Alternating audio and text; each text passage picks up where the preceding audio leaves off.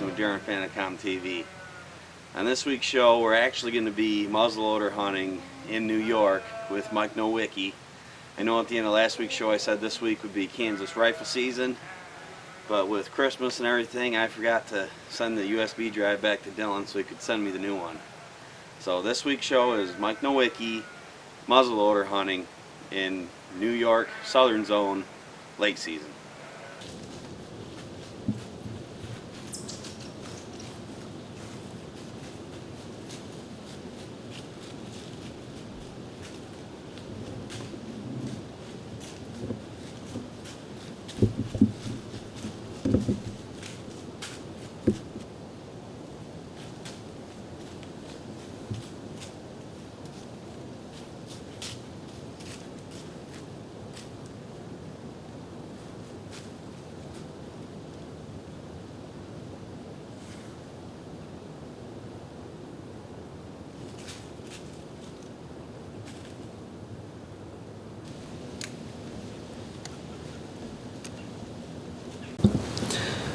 Just had an encounter with that buck that I had trail camera pictures of on that antler ice mock scrape.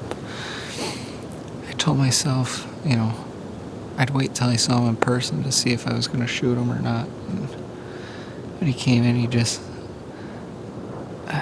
he needs another year for me anyway to want to shoot him, but I'm sure that would make a lot of people happy, but just he didn't get me excited, so I gave him the free pass.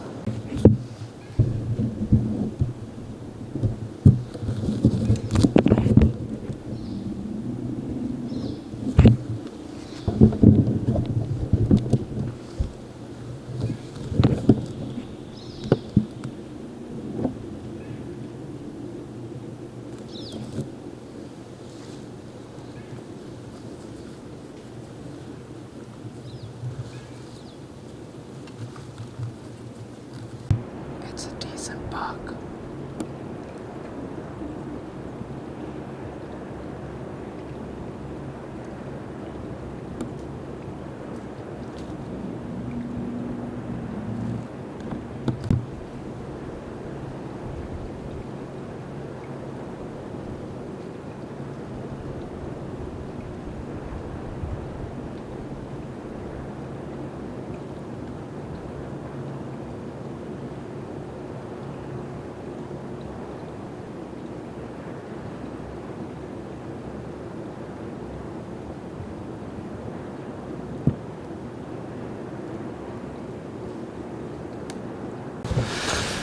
December 19th here in Western New York.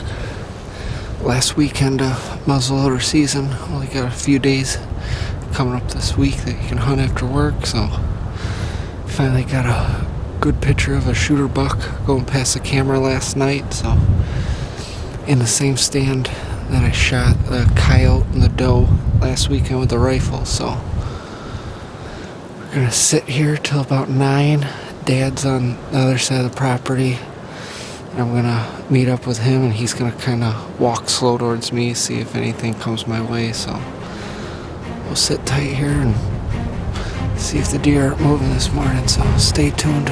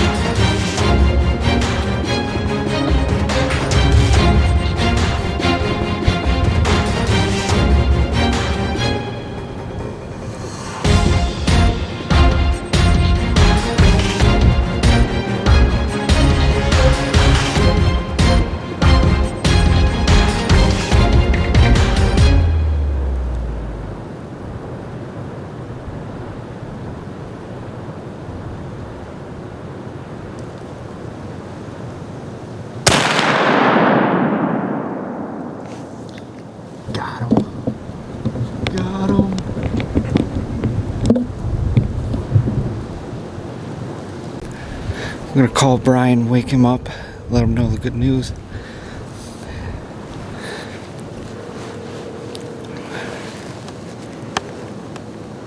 Hello? Are you just waking up? Yeah. Well, smile, bud. You're on DeerHunterFan.com. What happened? BBD, buddy. Are you kidding me? Big 8. No way. Yep, dropped him in his tracks. I got a trail cam picture of him last night walking up through here, and I'm thinking to myself, man, that was 12 hours ago. I hope he comes back through. And sure enough, just after legal light, he come walking right up this ridge, real cautious, looking the whole way. And he kind of hit my boot track. I mean, he stood there for a good 5 minutes. I got him all on film, just standing there looking around like, you know, good bucks do. Yeah. And he hit my boot tracks, and he wasn't sure about it. He started going back the way he came, and he got in a little opening broadside, and I dropped him there. What, did you just shoot him? Yeah, a little bit of, 5-10 minutes ago. My dad's walking over. He's on his way. He left his stand. He's headed this way now. I'd like to come take some pictures. All right. Yeah, I mean, I'm not doing anything with him for a while. He'll be either in the back of my truck or something. I might drive down the road, show my buddy and his kids. Let me take pictures. Anytime. I mean, this thing's going to live in the bed of my pickup truck all weekend, probably. Tailgate down, showing the world. Finally came together. Had a trail cam picture of him last night go through. And he came back through here this morning. But what a grind. I mean, last Saturday of muzzleloader season here. Only got a couple days left. But I started my season in September chasing elk up in the mountains and bear in Colorado. So other than that doe last weekend and the coyote, I haven't killed anything. So it feels real good to finally get a good buck after passing up a lot and putting in all the time and work. All came together. It came downwind. I had some antler ice with me. I made sure I squirted that on the tree and all around me as cover scent this morning, and came right through. So real happy with them. So we'll get them cleaned up and behind the four-wheeler and back down to the house. So I'm still kind of in shock. So all came together. Well, that was a real good buck that Mike was able to get on, and real happy for him. He worked real hard. He had a real hard season, and it seemed to all just really come together for him the last few weeks of between rifle and muzzleloader. So his hard work paid off, and that was a great buck, as I said. And man, the whole time that deer coming in just kept standing behind a tree, standing behind the brush, right there within bow range practically. And Mike just had to wait him out, and right before he shot him is when he started to hit Mike's wind cone, and luckily Mike had out the antler ice. So the buck stood there and stood there and stood there. He didn't get super nervous and just bug out like any deer in New York is going to do by the time late season rolls around if he just catches human scent. And he was also just about to walk across Mike's ground scent. He was literally 2 feet away from where Mike walked in. So I really do believe that that antler ice in the air in Mike's scent path played a big role on him keeping that buck calm and finally getting a real good shot at him. I'm Brian Masson with DeerHunterFan.com TV. I'll see you next time.